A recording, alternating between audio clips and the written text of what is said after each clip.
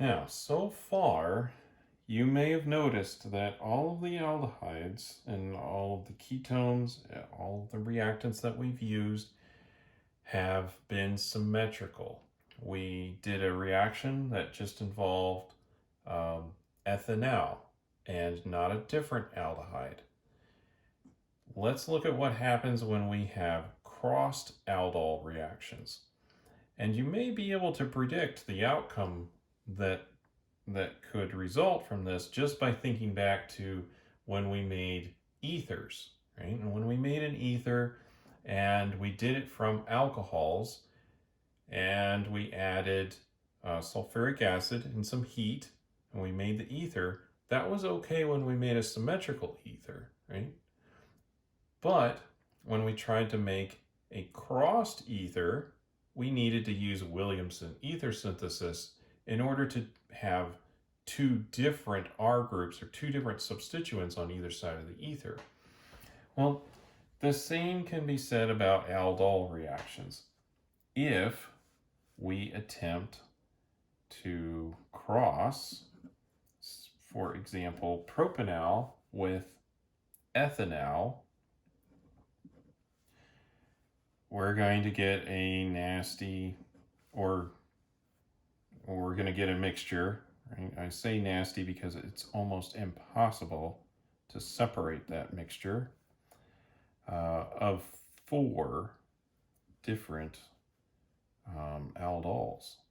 So we may want this aldol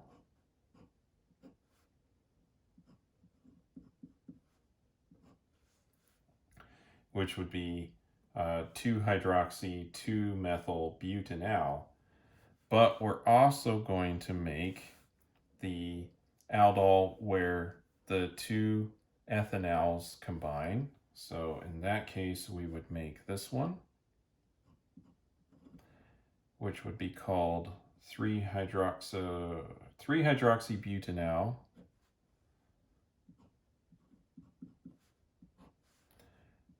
We'll also make the aldol as if both came from the propanol, which is this one, known as 3-hydroxy 2-methyl-pentanal.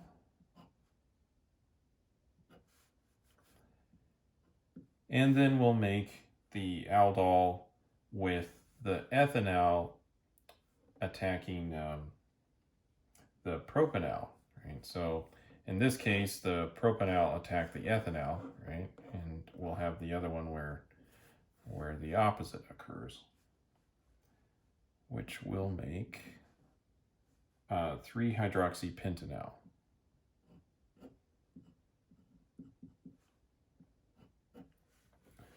So this is just a bad situation if we're trying to make only one of these, and then we end up with all of these. And again, all of these have almost identical chemical properties and very similar polarities, very similar boiling points. They're just essentially impossible for a normal laboratory to separate. You would need a very sophisticated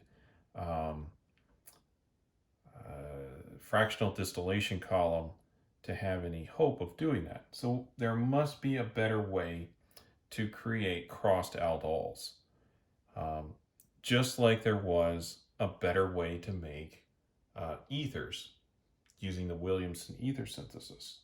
And there is. So there's really two different ways that we can do this. One way is we could avoid the possibility of the other aldehyde reacting in the way that we don't want it to by just picking aldehydes that have no alpha hydrogens.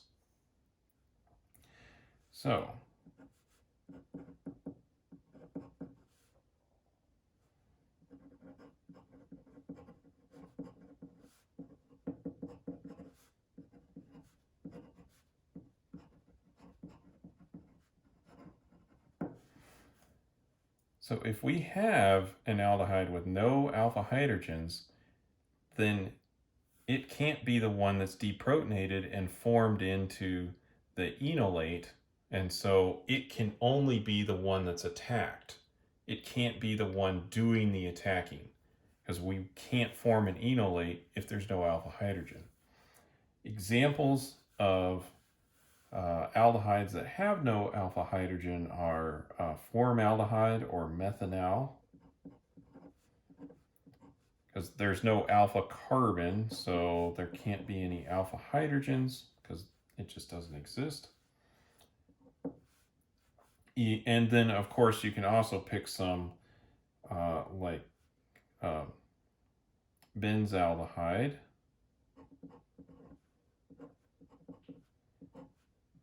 which has a benzene ring over here. No alpha hydrogens there. Or we can just put carbons there. And I'll just draw up one example.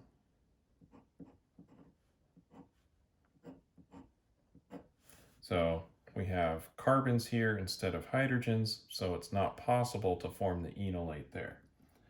So these are examples of ones that we could use in a cross-aldol reaction without too much difficulty. Now, it is important how we set that up, right? Because we're still going to have an aldehyde that has alpha hydrogens and it could attack itself. So we want to limit its ability to do that. So what we'll do instead is we'll set up the reaction so that we don't have much of the aldehyde that has the alpha hydrogens in it, in the reaction flask. So as an example, we'll start off with benzaldehyde in the solution, and we can add all of this into the solution. Nothing's going to happen because we don't have any alpha hydrogens to deprotonate. And we add in the base. So it's all prepared, and then very slowly we'll add in the aldol or the aldehyde that we want to attack this. So we'll add this in one drop at a time.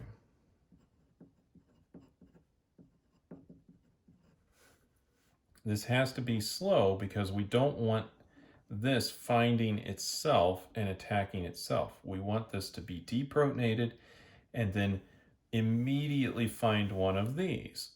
Then it will react with that, be used up, and it can't react with itself when we add a little bit more to continue this reaction.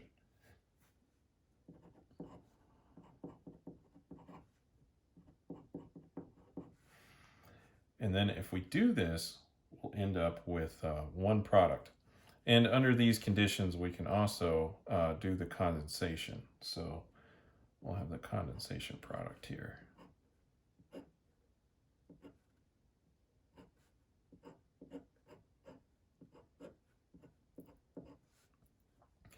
If not, we would have the alcohol right there, right? And we'll only make this product if we add this slowly enough. So that's one strategy for forming just one product with the crossed aldols. The other strategy is we start off with a species that has alpha hydrogens, and then we remove every last one of the alpha hydrogens. We find them all and we take them all.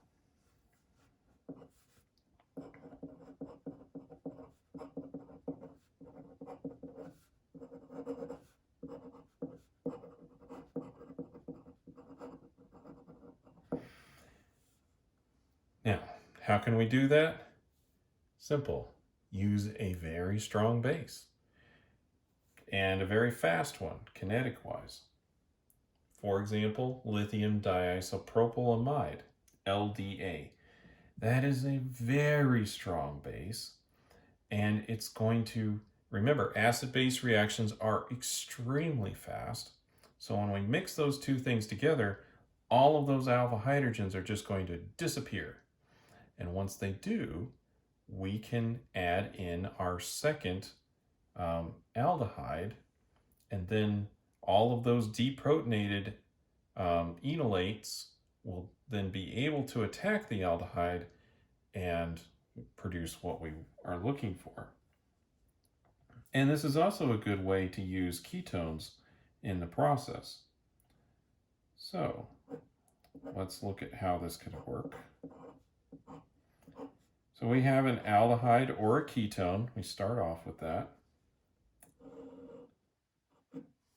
And it's got alpha hydrogens on it. And then we'll just put in LDA. And we'll have to use that with ether because LDA is very powerful. So once we do that, we'll remove all of the alpha hydrogens in one location. And then these won't approach each other because they'll all be negatively charged, and you'll have that electrostatic repulsion.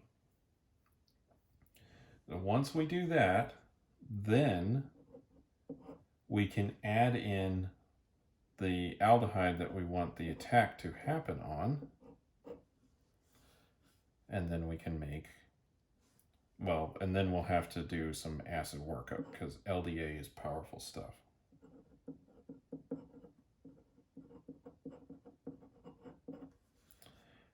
Just to protonate that alcohol. So in the end, we should have this. And again, this would work also with aldehydes over here. But it works nicely with ketones too. So the strategy now is just deprotonate all of the alpha hydrogens. Now, I drew up a ketone, and you may have thought back to when we had alpha alkylation at alpha hydrogens on ketones, right? And if you remember, those could have some regioselectivity.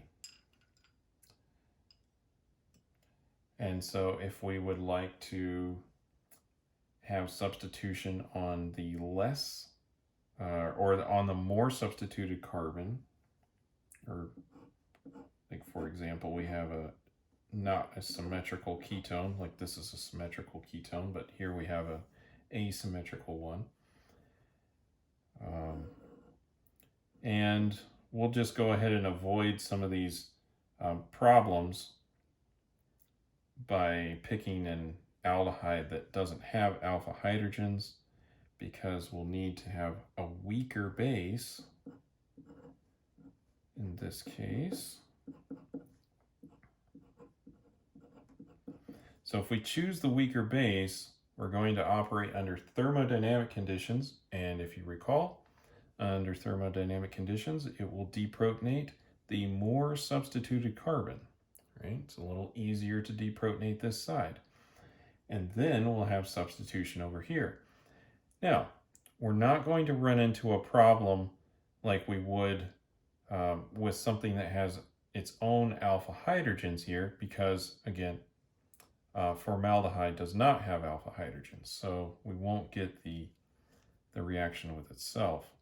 And we also won't have a problem with the ketone reacting with itself, because that's quite an unfavorable process, especially when there's aldehyde around that is much easier to react with. Very little steric hindrance, especially in this case.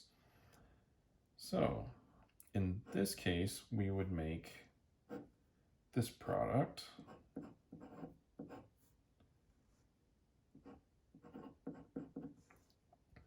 So, or the thermodynamic product, because it's substituting on the thermodynamic side.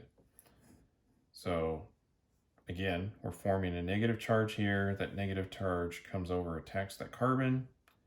That moves up, and then we protonate it later. It's also possible to protonate or have the substitution on this side of the molecule just by switching the base over to LDA and turning down the thermostat to negative 78, which is a little bit hard to do without dry ice.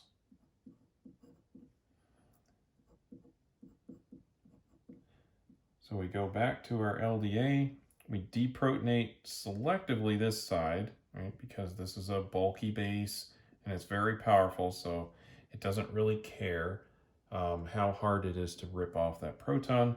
It's very strong.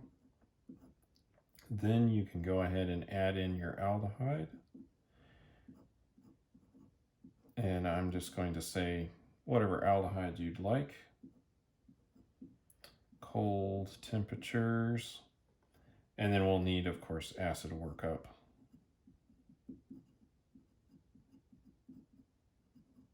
To complete, get the protonation on at the end. And in this case, we would substitute on the other side. And we'd have whatever R group we had there. So those are the strategies that we can use to perform a crossed aldol reaction.